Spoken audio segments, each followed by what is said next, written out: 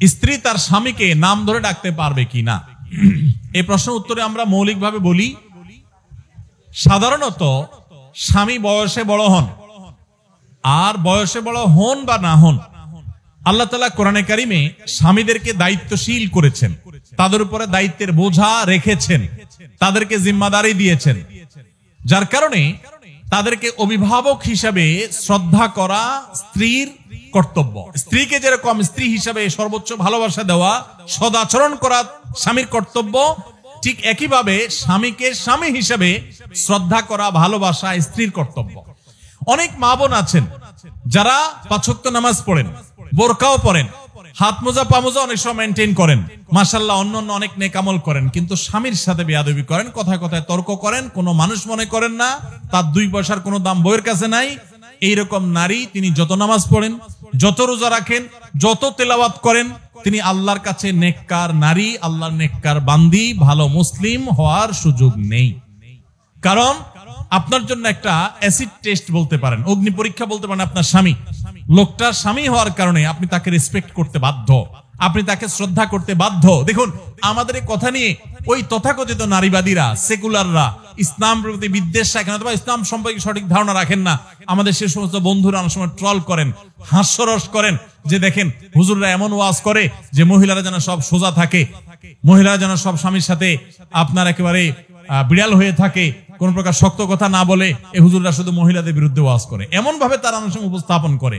তাদের এই ভুল উপস্থাপনটা, এটা আমাদের বোনরা তখন বুঝতে পারেন যখন সব হারিয়ে ফেলে।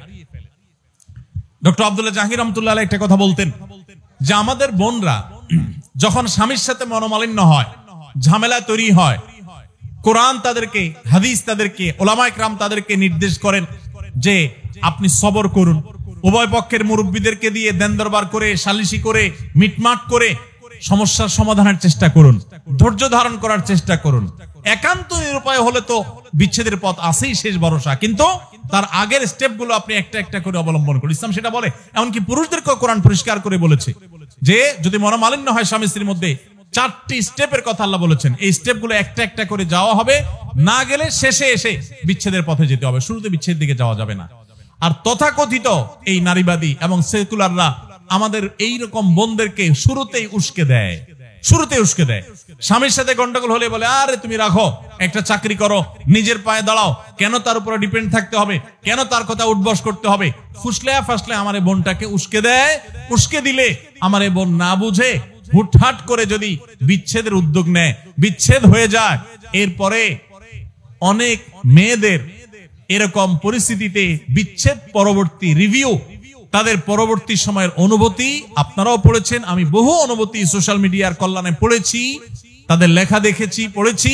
তারা সুস্পষ্টভাবে অনেক বোনরা বলেছেন যতদিন স্বামীর সংসারে ছিলাম, স্বামীটা অমানুষ ছিল, একটু খারাপ লোক ছিল, একটু কষ্ট হয়েছে,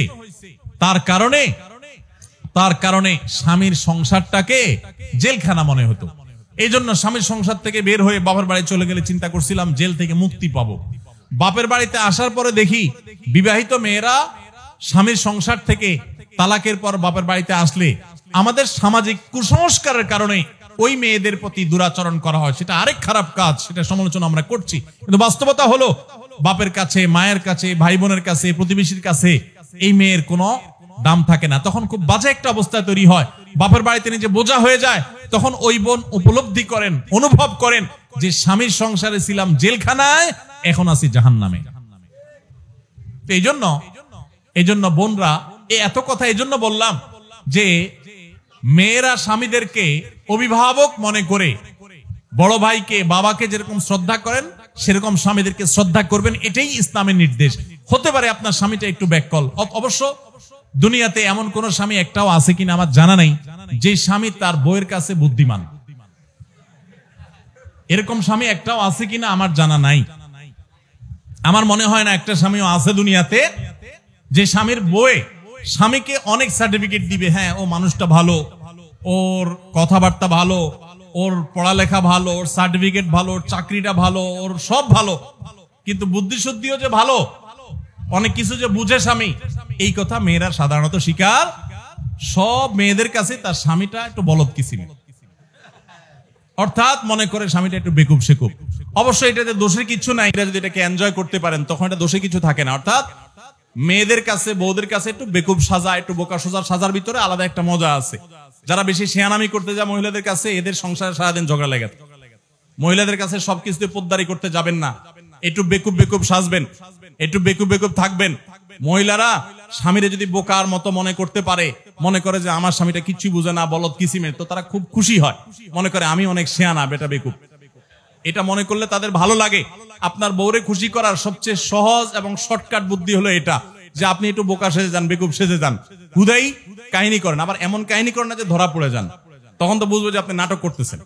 এটা না, খুব কৌশলে বুদ্ধি করে, হ্যাঁ তাহলে এটা হলে কেমন আসবে, আরে তুমি বোকা নাকি, এটা বলা জানে কেউ, আচ্ছা আমি তো চিন্তা করি নাই, তা চিন্তা করবে আরে বেটা তো বেকুব। তখন আপনি ভুলভাল কিছু বললেও সে মাফ করবে, বলবে আমার স্বামী তো বেকুব, তো বুঝে না, কি হবে, যা বকাঝকা দিয়ে সে মাফ করে দিবে। আর যে শেয়ানামি জাহির করেন, তো বলবে শেয়ানা তুমি সব কিছু বুঝো চান্দু, এখানে এসে শুধু আমার সাথে এসে বোকা সাজো, তাহলে তো হবে না। তো যাই হোক, মহিলারা সাধারণত তাদের স্বামীদের অনেক সময় বোকা মনে করেন নানা কারণে। তো বোকা মনে করেন, কিন্তু তাই বলে তাদেরকে অসম্মান হয় এমন কিছু করবেন না। এত কথা এই জন্য বললাম যে নাম ধরে ডাকা যাবে কিনা প্রশ্ন করেছেন, এটা এই প্রশ্ন উত্তরে আমি যদি ডাইরেক্ট বলি যে নাম ধরে ডাকা যাবে কি যাবে না, তো উত্তরটা সঠিক হবে না। কারণ রেসপেক্ট করতে হবে, শ্রদ্ধা করতে হবে, এটা হলো মূল বিধান। এখন নাম ধরে বলাতে শ্রদ্ধা হয় না অশ্রদ্ধা হয়, এটা আলাদা আলোচনা বিষয়। এটা নির্ভর করে সামাজিক প্রচলনের উপরে। আমাদের সমাজে, বাংলাদেশে আমাদের সমাজে, আমাদের দেশের প্রচলন হলো যে এখানে কেউ কাউকে শ্রদ্ধা করলে তাকে নাম ধরে ডাকে না। শ্রদ্ধা করলে তাকে কি করে না, নাম ধরে। আরবে কিন্তু সেটা না, মিডিল ইস্টে একে অন্যকে নাম ধরে ডাকে। এমন আছে যে আপনার বড় ভাইয়ের নাম ধরে ডাকতেছে, এটাকে তারা দোষী কিছু মনে করে না। তো এটা তাদের প্রচলন। সম্মান অসম্মান প্রদর্শন করাটা, এই আচরণগুলো অনেকটা প্রচলনের উপর নির্ভর করে। ওই যে একটা কথা আছে না বাংলায়, কারোর গালি কারোর বলি, এরকম অনেক এক্সাম্পল আপনাদের কাছে আছে, আমি আর সেগুলো বলতে যাচ্ছি না। আছে না কোন এলাকায় কথা কথা একটা শব্দ বলে, ওই এলাকা আরেক এলাকা বললে মাইদের ঘর বাস। তো স্বামী সম্মানের পাত্র, শ্রদ্ধার পাত্র, স্ত্রী তাকে সম্মান করবেন। এখন যেই এলাকাতে, যেই দেশে নাম ধরে ডাকলে এটাতে দোষের কিছু মনে করা হয় না, বা ছোট আর বড় বলে নাই, সবাই সবাই নাম ধরে ডাকে, সেখানে স্বামীর নাম ধরে ডাকলে কোনো অসুবিধা। কিন্তু যেখানে নাম ধরে ডাকাটাকে ছোট মনে করা হয়, তাচ্ছিল্য করা হয়, সেখানে নাম ধরে ডাকা উচিত না, কারণ সেটা অসম্মান। কথা কি বুঝাইতে পারছি? তাহলে কি ধরে ডাকবে? ও যে আমাদের দেশে মা চাচিরা দেখেন, ওগো, আরো কি কি জানি বলে, চিটাঙ্গা ভাষা কি কয়, ওয়া। তো যেখানে যেটা বলে আপনার ডাকা যায় সেটা ডাকবেন। একটা সহজ বুদ্ধি হলো বাচ্চার নাম ধরে অমুকের বাপ। এটা খুব সুন্দর একটা ট্র্যাডিশন, এটা হাদিস দ্বারা প্রমাণিত। সাহাবীদের মধ্যে ট্র্যাডিশন ছিল, আরবিয়ানদের মধ্যে কালচারটা আছে, ভালো কালচার। চাইলে আমরা এটা অনুসরণ করতে পারি যে অমুকের বাপ, তমুকের বাপ, তাহলে নাম ধরে ডাকা লাগে না। একই কথা আবার স্বামীও তার স্ত্রীকে সম্মান করে করতে পারেন, অমুকের মা, তমুকের মা, তাহলেও হতে পারে। আর স্বামী স্ত্রীর মধ্যে ভালোবাসা, বোঝাপড়াটা এই লেভেলে যদি চলে যায় যে আসলে নাম ধরে ডাকলেও কেউ, তারা একে অন্যকে ছোট মনে করছে না, বা তারা বরং এটা ভালোবাসার বহিঃপ্রকাশ মনে করছে, তারা বরং এটাকে এনজয় করছে, এরকম হলে মৌলিকভাবে এটাতে কোনো দোষের কিছু নাই। অসম্মান যেন না হয়, সেটা হলো মূল বিষয়। অনেক মায়েরা আছেন, অনেক বোনরা আছেন, তাদের স্বামীদেরকে অশ্রদ্ধা করেন, অসম্মান করেন, সেটা কিন্তু নাজায়েজ কাজ।